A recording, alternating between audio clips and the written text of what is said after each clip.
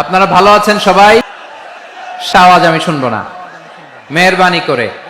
প্রথমে আল্লাহর নামে তাকবীর পড়বেন। লিল্লাহে তাকবীর। মাশাআল্লাহ, তাবারাকাল্লাহ। পারফরম্যান্স আমরা দেখলাম। এবার যশোর গলা ছেড়ে দিয়ে আওয়াজ করে পড়ুন, লিল্লাহে তাকবীর, লিল্লাহে তাকবীর, লিল্লাহে তাকবীর। মাশাআল্লাহ। এই তো, শান্ত হন, এবার শান্ত হন। আমরা শুরু। কোনো আওয়াজ নাই।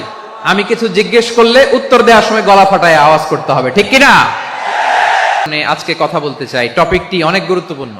টপিকটি হচ্ছে হিউম্যান রিসোর্স ডেভেলপমেন্ট, মানব সম্পদ উন্নয়ন। কারণ আল্লাহ তাআলা আমাদের যা দেখ আর না দেখ এটা দিছে। মানুষ আর মানুষ, 18 কোটি মানুষ, ঠিক কিনা? এই মানব সম্পদকে যেন আমরা কাজে লাগাই, ইনশাআল্লাহ। পড়েন সবাই। স্মার্ট ছেলেরা, এই যে আমি যাদেরকে দেখতে পাচ্ছি, all are the Gen Z of Jessore. যারা জেন জি, ওরা স্মার্ট, ওরা ইশারা ইঙ্গিতে কাজ করে। এই যে পুরো গদি উল্টায় দিছে, ঠিক কিনা?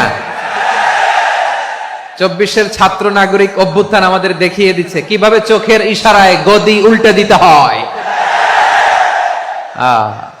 তাই জেনজিদের নিয়ে বসেছে, ওরা তো স্মার্ট, ওরা ডিস্টার্ব করবে না। মেহেরবানি করে আমার বনি ইসরাইলের 70 নম্বর আয়াত তেলাওয়াত করেছি। এই আয়াতের আলোকে কিছু কথা আমি আপনাদের সামনে বলবো।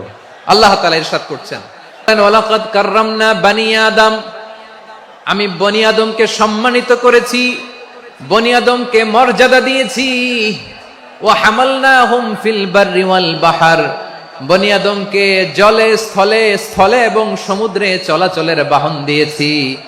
ওয়া রাযাকনাহুম মিনাত তাইয়্যিবাত, তাদেরকে পবিত্র রিজিকের বন্দোবস্ত করেছি।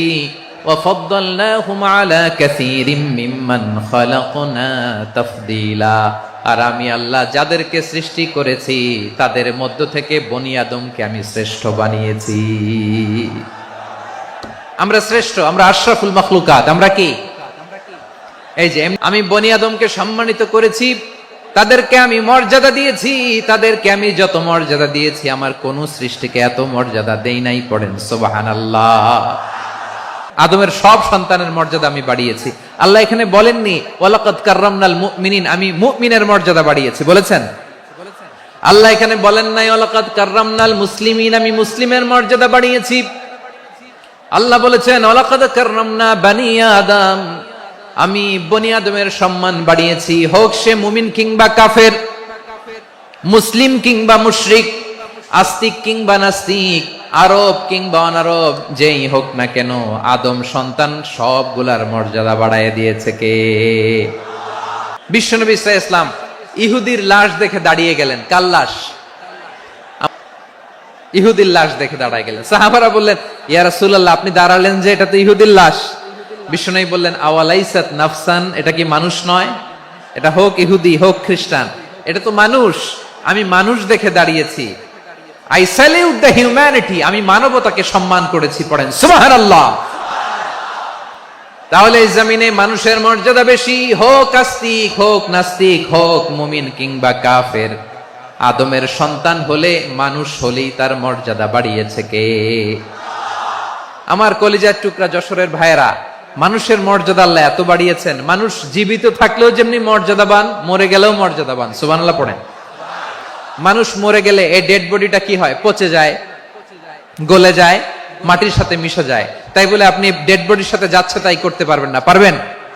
কেউ যদি অন্যায় করে, তাকে যদি আপনি শাস্তির আওতায় আনেন, যা মনে চায় করতে পারবেন না। তারা আগুন দিয়ে পোড়াতে পারবেন না, নাক কাটতে পারবেন না, কান কাটতে পারবেন না, অঙ্গ বিকৃতি করতে পারবেন না।